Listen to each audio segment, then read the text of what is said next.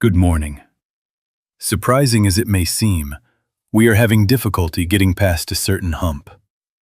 We quote it, we embroider it, we post it on our mirrors. I live, yet not I.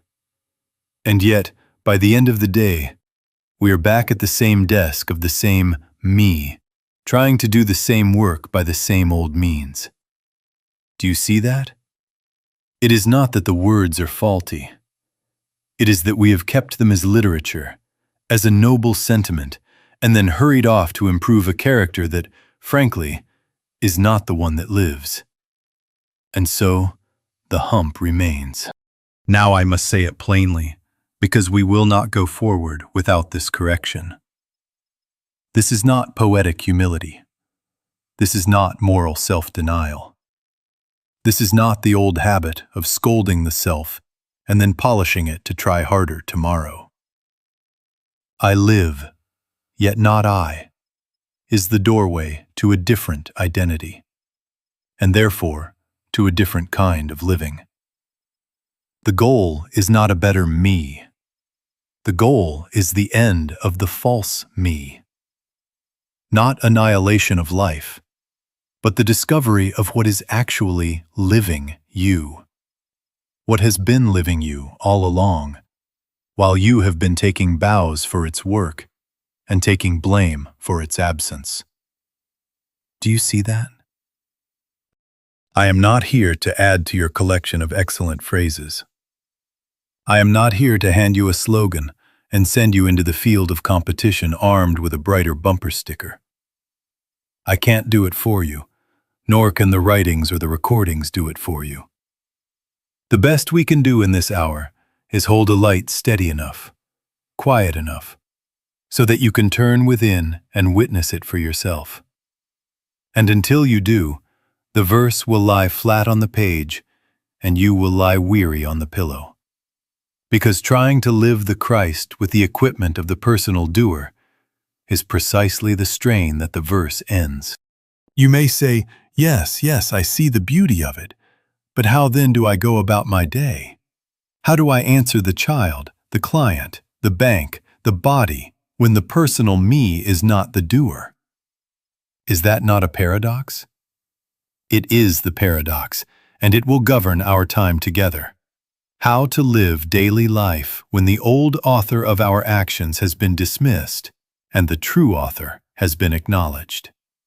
This is not duality. It is not turning to a far-off deity to help a near-at-hand mortal. It is the recognition, quiet, unarguable, that what lives is not the anxious maker of plans, not the fearful calculator of outcomes, but the life that, when listened to, lives as you. So in this first moment, let us admit the hump, confess the misread, and set our intention. We will not add polish to the false self. We will not trade in platitudes. We will learn to be still, to yield authorship, and to discover in practice the simple grace of being lived. Do you follow that? Now let us draw the sharp line that, if you will let it, will end a great deal of strain. As long as I live, yet not I, remains in a book, or on your lips, or hung in a frame above your desk, it is beautiful literature, and powerless. Yes, I know, it can inspire. It can momentarily lift a mood. But inspiration is not transformation, and quotation is not realization. Do you see that? Truth does not act as truth until it is your consciousness. Until then, it is ink. It is air. It is memory. It is not the living presence that interprets your day. When it is embodied, when it becomes actual consciousness, something changes that can only be described as authorship shifting. The line ceases to be a banner you carry into your schedule and becomes a life that carries you through the schedule. It begins at once to interpret your decisions, your fears, your reactions. In the very instant of pressure, instead of a mind whipping up a plan, There is a presence that announces itself silently as sufficiency. You do not try to remember the verse has remembered you. The consciousness that utters, "I can of mine own self do nothing, Father, thou doest the works," is not performing a pious act. It is reporting a fact already functioning. Do you follow that? Now, why does the mind prefer it as a concept? Because it gives the personal me a spiritual decoration. The ego loves a slogan on its breastplate, "I'm surrendered," while it remains enthroned as decision-maker, as controller, as defender of outcomes. It is a clever monarch. It will yield any number of holy phrases if only it may keep the scepter. And there, you see, is the hump. Many can recite the words. Few will stand still long enough for the interior recognition to dawn, the recognition that removes the scepter entirely. Not self-erasure, but the end of the false doer. Not weakness, but the discovery of the actual strength that has never known anxiety. So we introduce the test now, because we will return to it again and again. When pressure comes, money, health, relationships, who is the I that responds? Listen closely to that first impulse. Is it the anxious calculator, adding columns, bargaining with tomorrow, arming for debate, reaching outward to secure itself? Or is it a turning within, a quieting that acknowledges, God is individual being, God is my being, God is your being. Father, is this for us now? That is the line between literature and living. Not the words you can repeat, but the consciousness that speaks itself before you can. You first of all must consciously realize this within yourself. Truth is not something you agree with. Truth is something you become conscious of. Then it lives you. And when it lives you, you will notice it not by fireworks, but by a new normal. Less argument.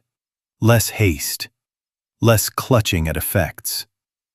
You will sit even 5 seconds and feel that the burden has moved off the personal shoulder. No one can do this for you. I can't do it for you.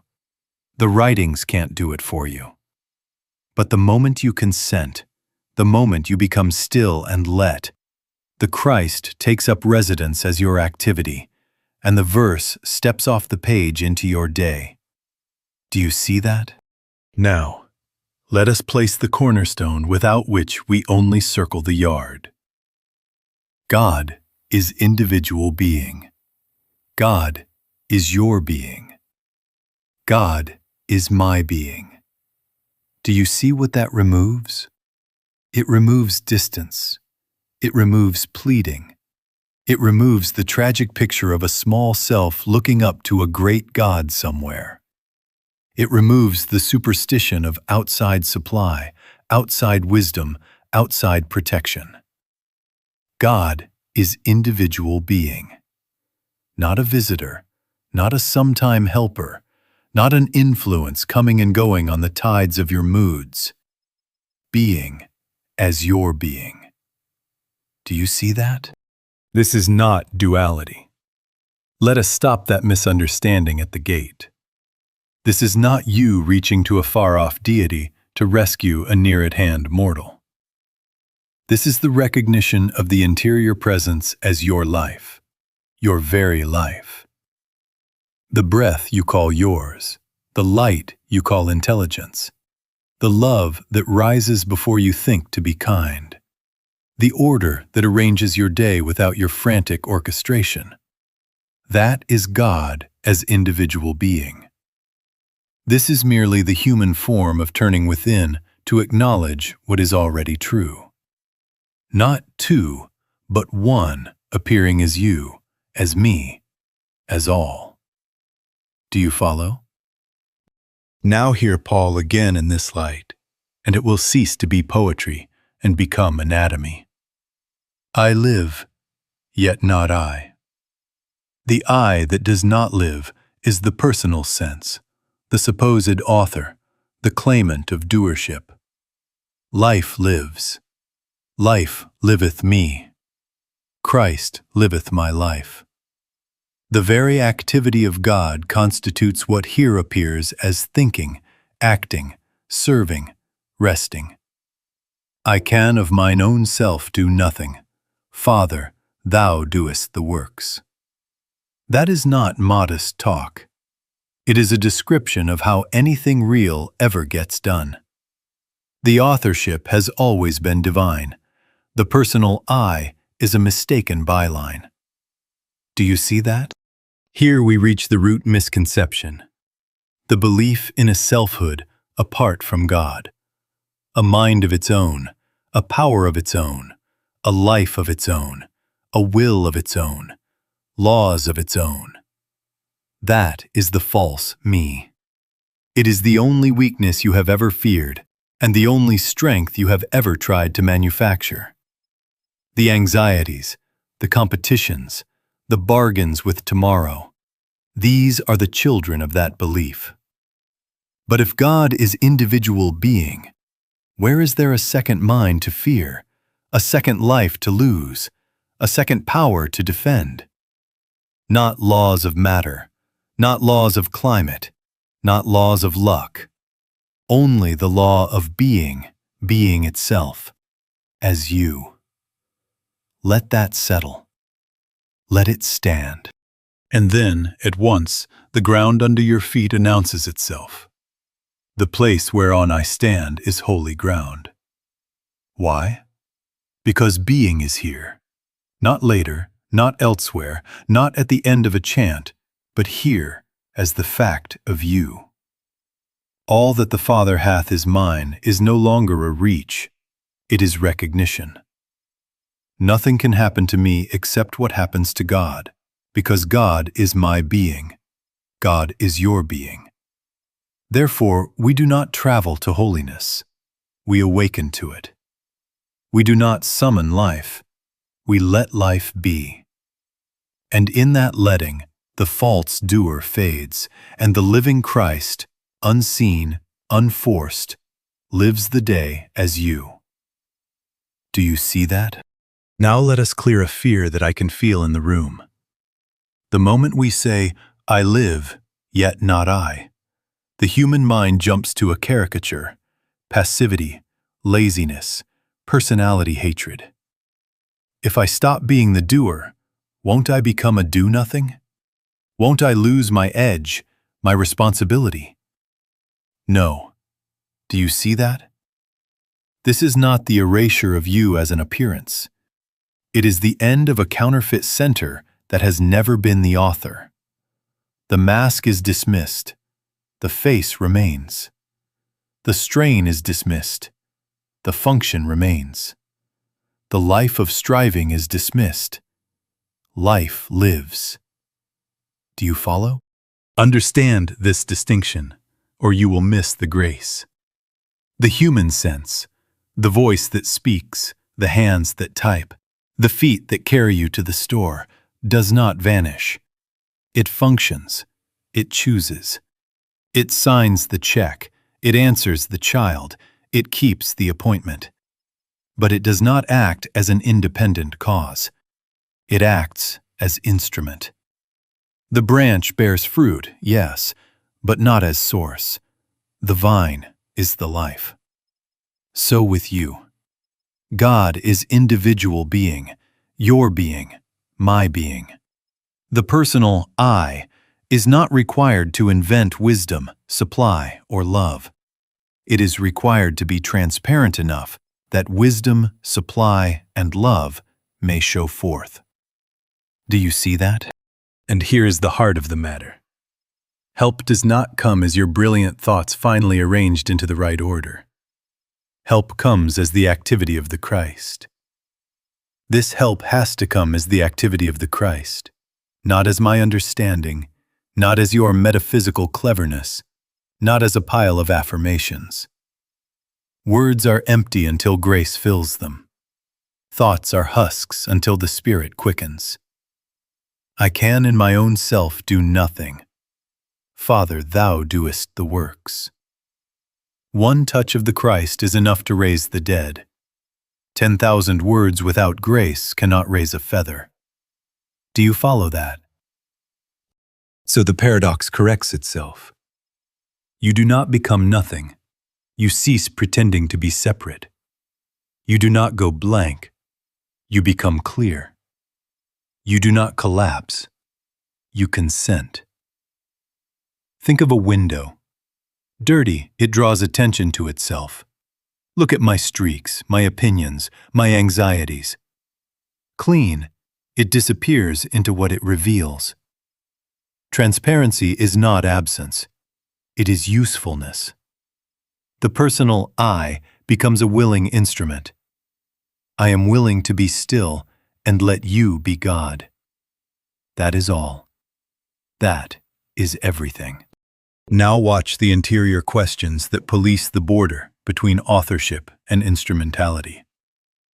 Who is trying right now? Who is afraid right now? Who is striving to be spiritual so as to win a medal for humility? Do you see that? If a someone in you is pushing, grabbing outcomes, rehearsing speeches, that is the false doer staging a comeback. Stop. Turn within. Father, let thy grace be the sufficiency unto this individual, this situation, this condition. I can in my own self do nothing. Thou doest the works. Wait until the pressure shifts from your shoulders to the presence. Then move. Speak if the word rises. Act if the impulse is given. Remain silent if no impulse appears. This is not lethargy. It is accuracy. It is authorship transferred. And you will find, quietly, without fanfare, that effectiveness increases as strain decreases. Decisions clarify. Timing improves. Relationships soften. Why? Because life is being lived as you, instead of you imitating life. Not self-erasure, but the end of the false doer. Not two, but one appearing as your very activity. Do you see that? And now the battle line. Because theory that never meets Tuesday morning is just another decoration. Where does this get proved? In money decisions. Can I afford this?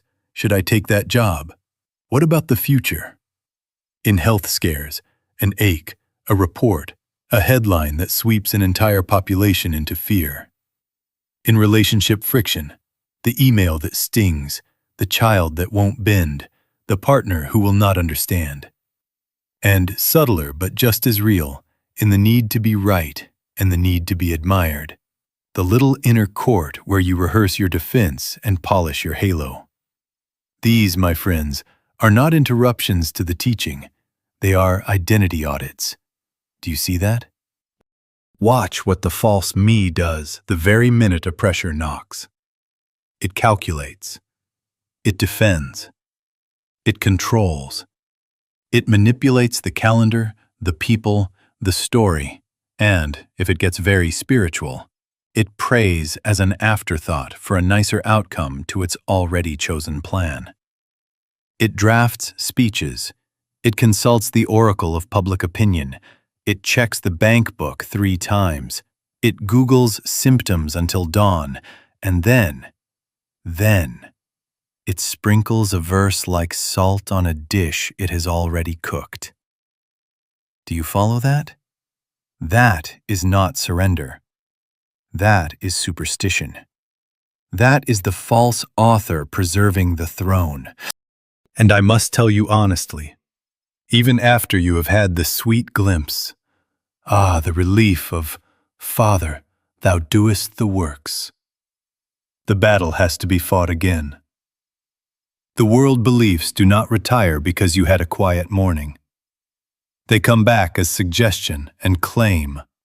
Universal fear of lack. Universal belief in 2 powers.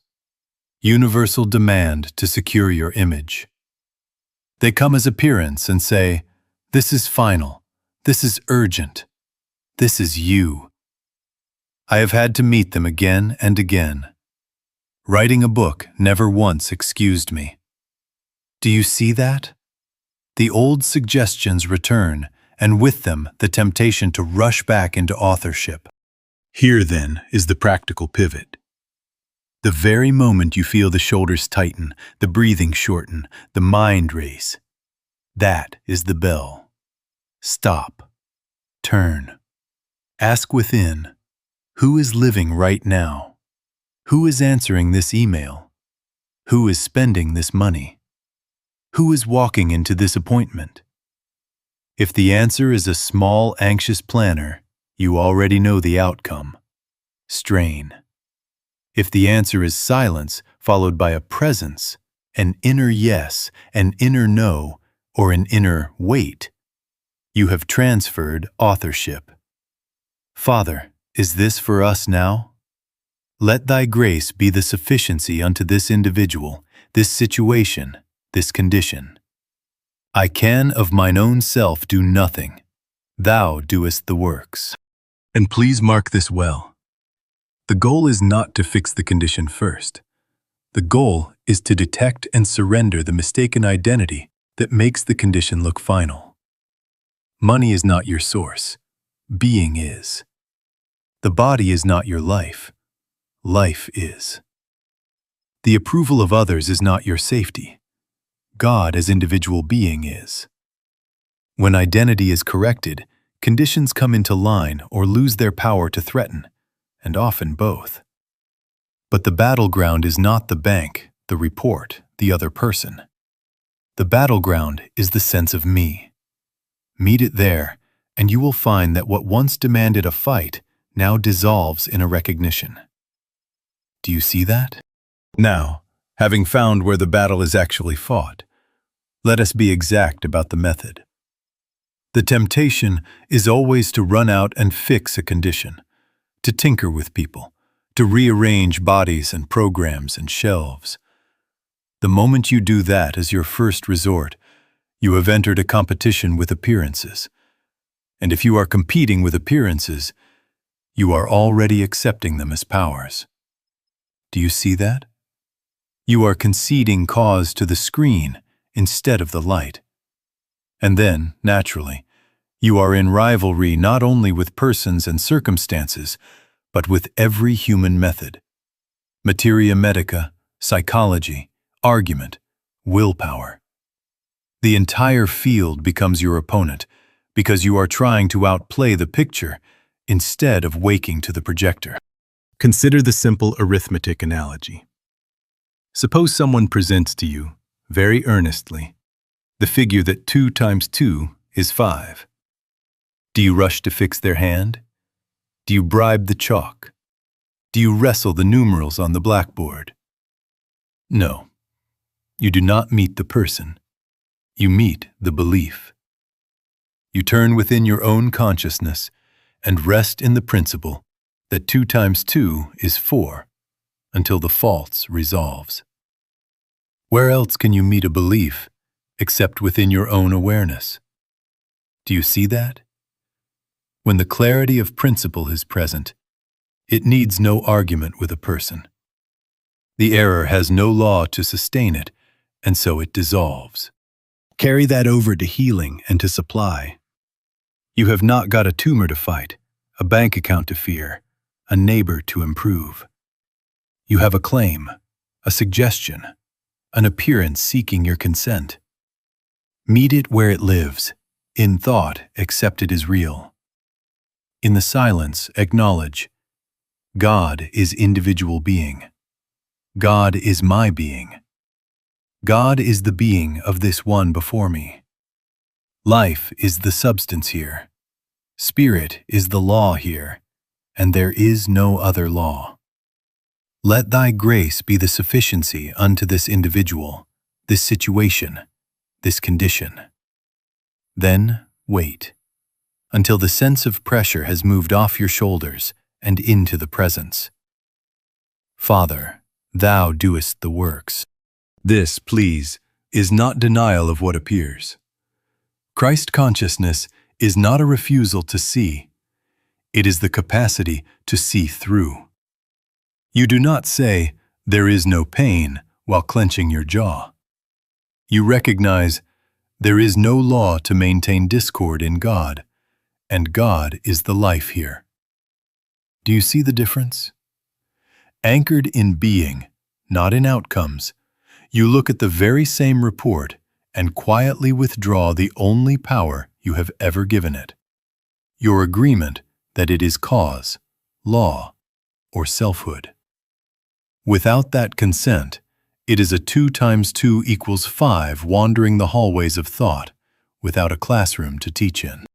Now, this does not excuse irresponsibility. If an appointment with a physician is before you, go, with the understanding that there are not 2 powers, and that no instrument functions apart from the one life. If a bill must be paid, pay it, with the understanding that supply is an activity of being and not a figure in a book. We are not ignoring legitimate functions. We are refusing to grant ultimacy to the appearance. Not laws of matter, not laws of food or climate, not laws of medical belief, not laws of luck or fear, only the law of God being God as your very life. Do you follow that? And as this becomes your practice, you will notice something gentle but unmistakable. Conditions either adjust or lose their capacity to threaten. The person who required your opposition now requires your recognition. The body that demanded battle now yields to peace. The situation that shouted urgency now falls into right sequence. Why? Because we did not meet them on their battlefield. We met the claim in consciousness, where Christ is the only reality, and there is nothing left to compete with. Do you see that? Now we come to the point where the wheels touch the ground. Decision. A choice appears before you. Spend or save. Accept or decline. Speak or keep still. In that instant, the old author lunges for the pen. It wants certainty, guarantees, and applause, preferably before lunch. It cannot wait because it secretly believes it is alone and must manufacture its outcome. Do you see that? That is precisely where we shift authorship with one simple interior move. Turn. Turn within and ask, "Father, is this for us right now?" Then wait. This is not duality. This is not a little you calling to a far-off God for a sign. This is merely the human form of acknowledging God as individual being, the very life that is your life, so that the activity of the Christ may author the next step. I can of mine own self do nothing. Father, thou doest the works. The waiting is not blankness. It is receptivity. It is a stillness in which pressure lifts from the shoulders and settles into presence. The answer may come as peace that carries you forward without argument, as restraint that holds you without struggle, as a clean yes, as a clean no, and sometimes as holy silence that means not yet. Do you follow that? Let us make it practical. A purchase. The sale is good. The mind is hot with reasons. Pause. Father, is this for us now? If there is only agitation pushing you to beat a clock, that is not grace. That is fear in a hurry. If peace rises and there is a simple rightness, proceed and forget it. A commitment. Invitations arrive wrapped in flattery and duty. Turn. Is this ours? If there is no interior release, decline without drama. What is not given is not yours to carry. A conversation. An email stings and your reply drafts itself in flames. Stop. Turn. Do we speak now? Often you will feel the heat drain, time rearrange the facts, and the word that finally comes will be brief, clean, and without the need to win. Sometimes no word will come at all, and that silence will do the work words never could. Do you see that? You will say, "But I need to know." No, you need to be led. The personal sense demands a map and a medal. Grace asks only room to move. When the answer is yes, you will feel a quiet inevitability. When it is no, you will feel a settled freedom. When it is wait, the very waiting becomes your protection. The door you would have forced is not your door. God is individual being. God is your being. Let being be the decider, and you will find that timing, provision, and right relations wrap themselves around the step as you take it. And please, do not expect a single dramatic moment to perfect this. This is learned by small obediences, 10 seconds here, half a minute there, until the habit of turning becomes as natural as breathing. 100 little, "Father, is this for us now?" through the day, and 100 little waits. Each one is a transfer of authorship. Each one is a thread in a seamless life. Then daily living becomes workable, not because you have mastered outcomes, but because you are no longer the one trying to live. Christ liveth. You consent and go in peace. Do you follow that? And now, because we have learned to turn and to wait, we must face a subtler temptation, to make even the turning a technique we wield. Do you see that? There comes a point when the right thought, the right verse, even the right silence, if held as your achievement, will not open the door. Help has to come as the activity of the Christ, not as your improved capacity to be spiritual. I can of mine own self do nothing. Father, thou doest the works. This is the place where I live, yet not I, moves from philosophy into function. What then is our prayer form? Not a spell, not a bargaining chip, but a posture. Let thy grace be the sufficiency unto this individual, this situation, this condition. Say it within, not to persuade a distant God, but to consent to the presence that already is God as individual being. God is individual being. God is your being. God is my being. Our words do not produce grace, they yield the field to grace. Do you follow that? And how is grace known?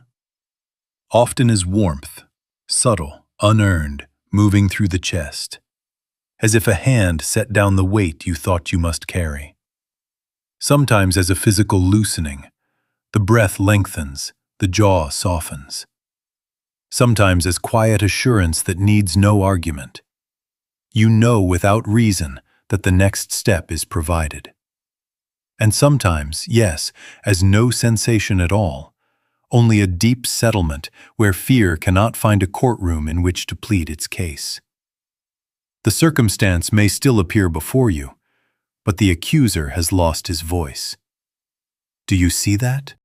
Please, we are not forcing a spiritual mood.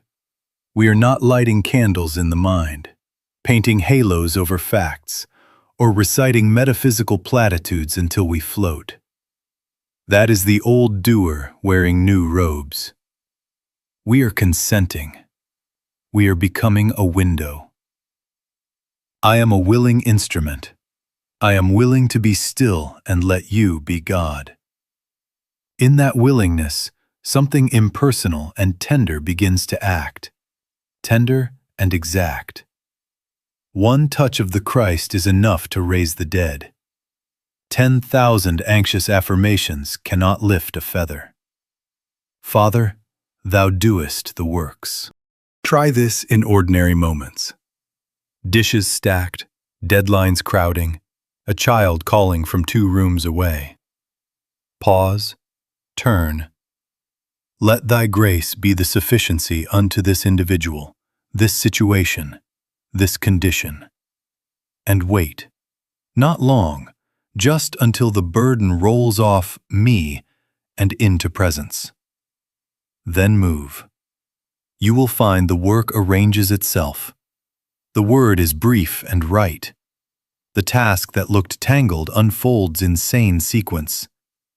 The cry that demanded fixing becomes a field for quiet love.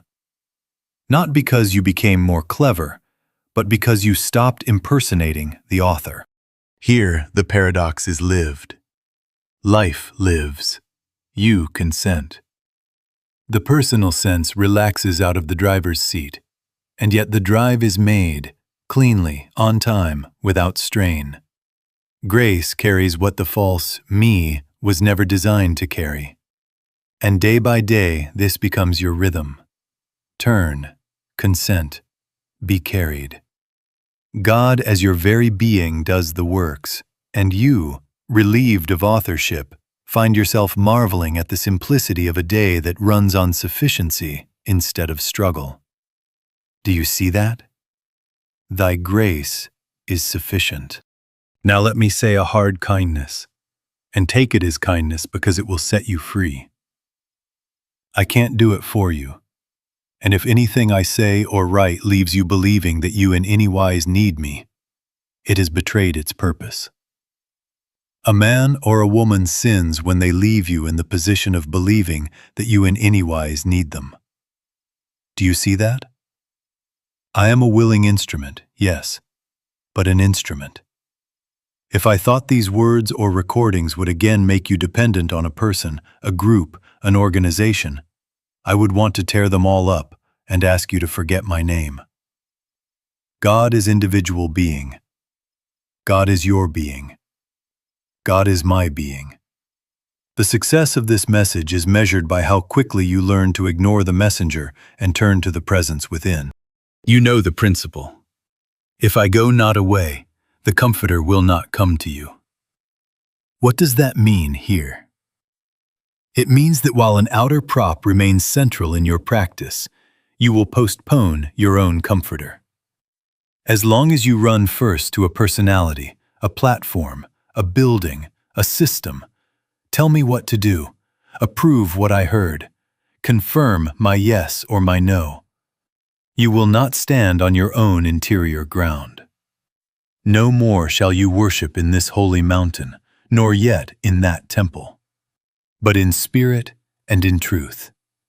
Do you follow that? The removal of the prop is not abandonment, it is graduation. It is the assurance that the teacher you require is already within, speaking as your very being. Let us expose the subtler forms of dependence, because they hide in respectable clothes. The need for constant confirmation. Did I hear right? The itch for one more video, one more book, one more voice to tell you that your guidance is allowed. The habit of checking with an authority before taking the step peace has already given you. Do you see that? That too is the false doer, frightened to surrender authorship, begging for a second opinion. You do not need a second mind to ratify what the one mind gives. God is individual being, supply, wisdom, timing, appearing as your consciousness. The approval you seek out there is already fulfilled here, or else it is not yours to do. Now I reassure you, without softening the demand. The presence is impartial, immediate, and available. It does not traffic in favorites or moods. It answers because it is your being, not because you have earned a prize. The only price is surrender of the false center, the willingness to be still and let God be God in the midst of you. Father, thou doest the works. Let thy grace be the sufficiency unto this individual, this situation, this condition. So take what is given and prove it in your own solitude.